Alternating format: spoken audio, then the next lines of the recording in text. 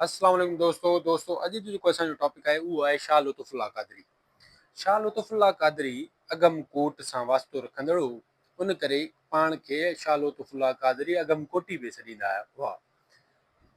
शाह लुत्फ़ुल्लाह क़ादरी ख़ुदि क़ादरी तरीक़त जो पांधीअड़ो हो। संदसि हयाती जो घणो हिसो ख़ैरपुर जे शहर परियाले में गुज़रियो। शाह लुत्फ़ुल्लाह क़ादरी जॾहिं शरीयत तरीक़त मार्फत जी मंज़िलनि बाबति सम्झाणी ते ॿधल किताब फ़ारसीअ में तहरीर कया, तॾहिं खेसि दिलि में ख़्यालु आयो त इन्हनि तालीमात खे सिंधीअ में पिणु बयानु करणु घुरिजे। अहिड़ी तरह शाह लुत्फ़ुल्लाह क़ादरी पंहिंजे रिसाले जे मुक़दमे में सिंधी अवाम खे संदनि मादरी ज़बान में तालीम ॾियण जो बुनियादु विधो आहे। शाह लुत्फ़ुल्लाह क़ादरी जी शाइरीअ जे मामले मुताले मां मालूम थिए थो त उन में तौहीद, रिसालत, इश्क इश्क ऐं मोहबत, तसव्वुफ़ ऐं मारिफत, इख़लाक़ ऐं नसीहत जा नुक़्ता निर्वार कया आहिनि। शाह लुत्फ़ुल्लाह जे हथनि में मज़हबी शाइरी उरूज ते पहुती। फ़नी लिहाज़ खां शाह लुत्फ़ुल्लाह क़ादरी केतिरा ई तजुर्बा कया। हुन बैत खे 7 ऐं 8 सिटनि ते पहुचायो।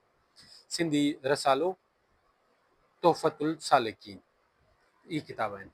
त दोस्तो शाह लुत्फ़ुल्लाह क़ादरी ते अगरि असांजो माना अची वञे थो अगरि सुवाल त असां लिखंदासीं त माना जेको आहे क़ादरी जो पहिरियों इंट्रोडक्शन लिखंदासीं शाह लुत्फ़ुल्लाह जो त अगमकोट सां वास्तो रखंदड़ हुआ, अगमकोटी बि सॾींदा हुआ। जेको संदन जेके मौज़ू हुआ उहो हुओ शरीयत, तरीक़त, तौहीद, रिसालत, जीअं माना मज़हबी जेके आहिनि उहे असांजा जेके आहिनि संदन मौज़ू हुआ। पहिरियां फ़ारसी में तहरीर किताब लिखियऊं, पर पोइ संदन लाड़ो जेको आहे सिंधी ॾांहुं बि वधियो। पोइ उन्हनि साॻियनि किताबनि खे ट्रांसलेट करे सिंधीअ में बि आंदमि।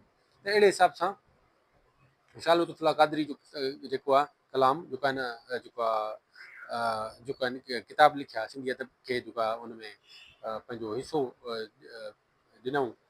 त उनखां अलावा सिंधी रिसालो तोहफ़तुल सालिकीन संदन मशहूरु किताब आहे। त दोस्तो इहो असां शाह लुत्फ़ुल्लाह क़ादरी जे जेको आहे न अगरि अचे थो त उन में असां हिकिड़ो लिखी सघूं था। तो उमेद आहे त हीउ लेक्चर तव्हांखे सम्झ आयो हूंदो। वरी मिलंदासीं ॿिए लेक्चर में। Thank U.